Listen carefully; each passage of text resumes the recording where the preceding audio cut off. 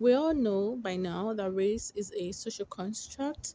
However, we cannot deny that all over the world there's like people who look differently. So, people from West Africa generally have. Hi, darlings. Welcome back to my channel. Maya here. If you haven't subscribed, please click the subscribe button. Okay, so originally, this video was supposed to help people who wanted to braid their hair, wanted to get African hairstyles braid in like outside of Africa to access where to go. I'm still gonna tell you guys where you can go to get your hair braided, but along the line we're trying to get like research for that content. I got a lot of questions and I've been getting those questions since I got my hair braided, like why is it called Bob Marley braids, why is it called Ghana weaving, and all these names. So I just want to I want to dive a bit into that. Okay, so let's go a little bit into history. We all know by now that race is a social construct. However, we cannot deny that all over the world there's like people who look differently. So, people from West Africa generally have a hairstyle that's very open to very intricate braidings. So, for example, what I have on my head now, this would be hard to replicate on someone who does not have that very kinky cottony hairstyle. If the person's hair is more silky instead of cottony, it's gonna be very hard to achieve this kind of intricate braidings on it, right? Now, why do I say West Africa?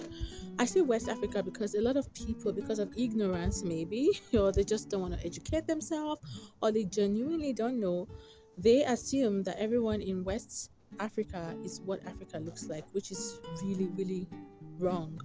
Because in Africa, there's so much diversity. Remember, right? This is motherland. Literally, this is where life, humanity came from. So I'll explain the diversity a little bit. Now, people from West Africa have very kinky hair. Not all of them, some. So I have people in my family, even though we're from West Africa, who do not have extremely kinky hair. And there's also this ideology that people from West Africa have short hair. My hair is not short, and you could argue that okay, that's because Maya you take care of hair. But then in that argument also, that's the answer, right? So maybe these people just don't know how to take care of their hair. And why is that?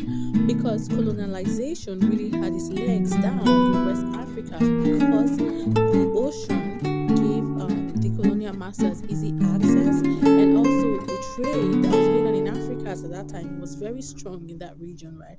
I'm talking Cameroon, Benin Republic, Senegal, Ghana, Nigeria, right? Now, most of the slaves that were also taken from Africa, most of them were from West Africa. So that's why you see people in the Caribbeans, people in like African Americans, most of the time they look like West Africans because and they can trace their ancestry to West Africa because that's where most of them were taken from. So if you see this video in the clip, Meghan Markle traced her ancestry to Nigeria, and a couple of others have traced their ancestry to like Ghana, and so on and so forth. All right, so East Africa and what's it called, South Africans, kind of like they are mixed. Some of them look like West Africans, some of them look like East Africans. And while West Africa was fighting colonialism and slave trade, South Africa was fighting also colonialism, but it was more like the apartheid system. And I don't want to go into the negativity of that history because my channel is about promoting positivity and just beauty and diversity. But I'm just giving you guys context, right? So East Africa, most of their features are more angular in terms of facial features, and they almost always look alike. So Somalians and Ethiopians literally almost look alike. Sometimes I confuse them for each other because people from Ethiopia, they all have like the same face, and people from Somali, they all have like similar face, but they also have similar features to West Africa because Ethiopian women are known to be very curvy, literally like even if they are not like very big, like they are usually very curvy. And Somali women, they would have like this angular curve, but you can see from there that this person's a curvy person. If they would get fat, they would get fat in their lower waist, right? So I have a couple of pictures here on the display to help you. And then you have people from North Africa Africa who had like what's it called, interactions with the people from Arab. So that's why a lot of people assume that people from North Africa, they are like Arabians. No, they are not. It's just that that's another diversity in Africa. So a very good example of this would be seeing Chinese people and seeing people who were not Chinese or who were Indians or from other parts of Asia, and saying that they are not Asians because all of them don't have the same facial features, or one skin is darker and one skin is lighter. That's a really good example of when people say people who look differently from West Africans are not African. Actually, it's very ignorant, and honey, please don't say it out loud, please. So really, these hairstyles originated in these places, as the women were stuck in these places in most cases, trying to, negotiate all this colonialism and all of that, and also how to, present themselves. So they got really creative, and that's how these hairstyles really evolved. So Senegalese twists. A lot of women from Senegal use that as a way to protect their hair from getting tangled up, just because because the hair is going to get really tangled if it's not in some kind of braided form.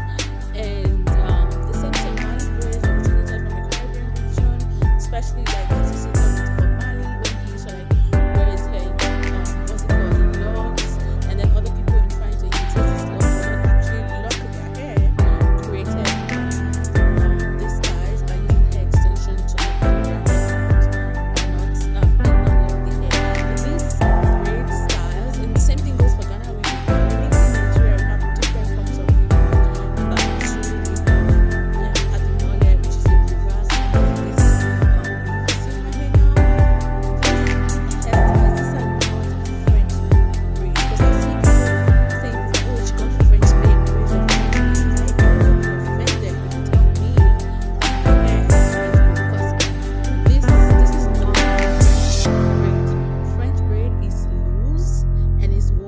usually straight to the back, although it can be cut in different styles, but it's not this tiny or this intricate, right? And there's nothing wrong with that as well. It's a beautiful hairstyle. But my hair that I'm carrying, I'm not carrying French braids, I'm carrying Ghana weaves and Marley braids at the bottom. Alrighty. And this thing that you see, this is kind of like, it's an ethnic bead. Like women from my culture use it a lot, and they also use it in Eastern Africa. So where can you get your hair braided if you're outside of Africa? Let me answer that. All right guys, thanks for watching. Oh, I forgot, remember to subscribe, because I need to know if you guys like this video content or not. So subscribe, and I'll see you in the next one. Thanks.